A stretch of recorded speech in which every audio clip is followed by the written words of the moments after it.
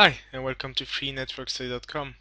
In this basic OSPF lab, we will be covering many basic OSPF features. And since the requirements list is pretty long, we'll be jumping back and forth between the requirements list, the topology, and the configurations. But just looking at the first couple of points, we have to enable OSPF on all routers. So let's just start with router 1.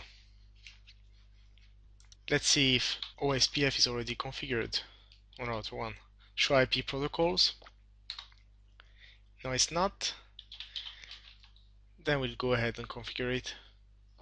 To enable OSPF with the process number of 1, just type router OSPF 1. Now to enable OSPF on connected interfaces, we'll use the network command. To network 10.1.2.0, and it's a /24 network, so that's 0.0.0.255, and that's to go into area 1. We also have the loopback interfaces 1.1.1.0. That's also a /24 in area 1, and network 11.11.11.0 /24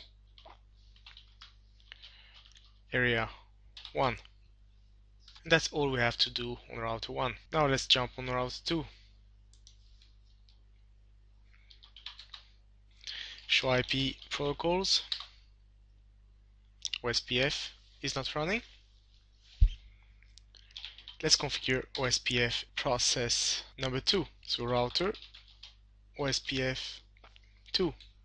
Now let's enable OSPF on all interfaces. Network 10.1.2.0 /24 for area 1, and network 10.1.1.0 /24 for area 0.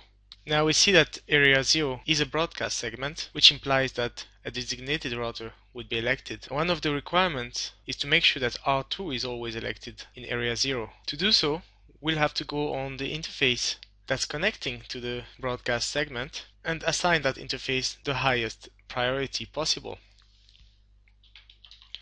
That interface fast Ethernet 1/0.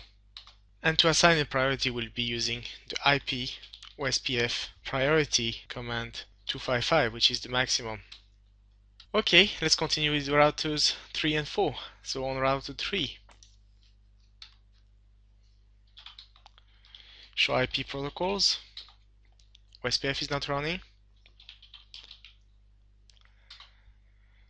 Let's enable OSPF process 1. Now we're told to use only one network command to enable OSPF on all interfaces. Let's just see how many interfaces we're talking about. Do show IP interface brief. So we're talking about network 10.1.1.0, network 3.3.3.0, and network 33.33.33.0. What we'd normally do here is add 3 network commands, one for each, but since we asked to only use one, let's use the all subnets command. So network 0.0.0.0 and the mask of 0, which is equivalent to wildcard mask of 255.255.255.255, and that's in area 0. And we see the neighborship with router 2 coming up. And I know it's router 2 because of the IP address here, 22.22.22.22. That's the highest IP address configured on the loopback interface on router 2. And that's how the OSPF process chooses its router ID. Now we're asked to make sure that no OSPF agency may be formed in the future on devices connected to fast Ethernet 1/0. That means that we have to make fast Ethernet 1/0 a passive interface. So the command to do so, passive interface fast Ethernet 1/0. Now let's jump on router 4.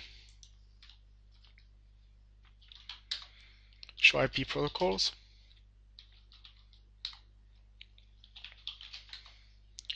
Router OSPF 1, network 0.0.0.0/0, area 0, passive interface, fast Ethernet 1/0. Okay, so our neighborships with router 2 and router 3 are up. Let's have a look at the routing table. Show IP route OSPF. So we see routes from area 0 and area 1. The routes from area 1 are marked with this IA here, which implies that they are inter-area routes. The intra-area routes are not marked. The other point worth mentioning is the mask associated to those loopback subnets. Notice it's /32. Yet if you look at the configuration, those loopback interfaces were configured with a /24. Let's just confirm that on router 3. Show run loopback interface loopback 0. That's a /24.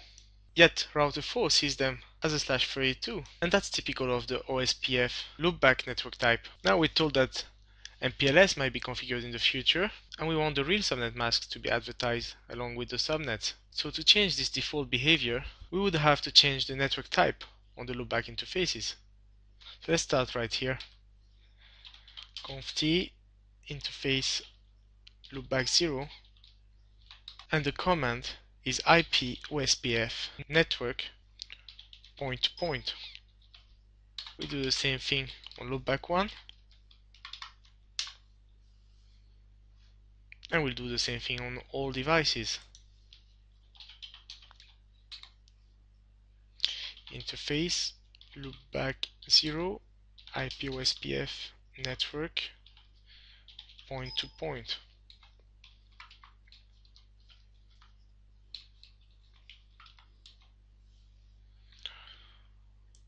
On router 2, I mistyped conft, so let's jump on router 1.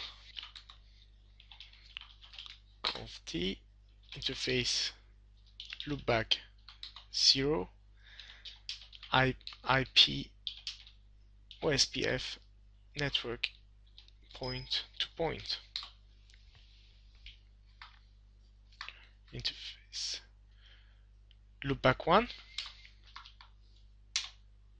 Now let's do it on router 2. conft interface loopback 0 IP OSPF network point to point. Loopback 1. Okay, so let's go back on router 3 and check if it makes any difference. So let's jump back on router 4 and see if it makes any difference.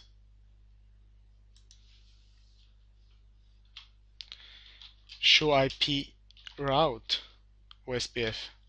And now we see that the loopbacks are advertised the correct mask of /24. Let's verify that we do have end-to-end IP connectivity.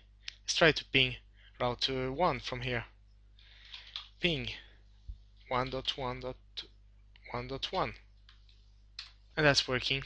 Now we've completed this lab. But there's one last thing I'd like to point out, is that we configured router 2 to run the OSPF process 2 instead of 1. Yet that didn't impact neighborships or the overall routing process. That is to say that the number you choose for the routing process is just locally significant and plays no role in the establishment of neighborships, which is absolutely not the case for ERGRP. And that was it. Thank you very much for watching.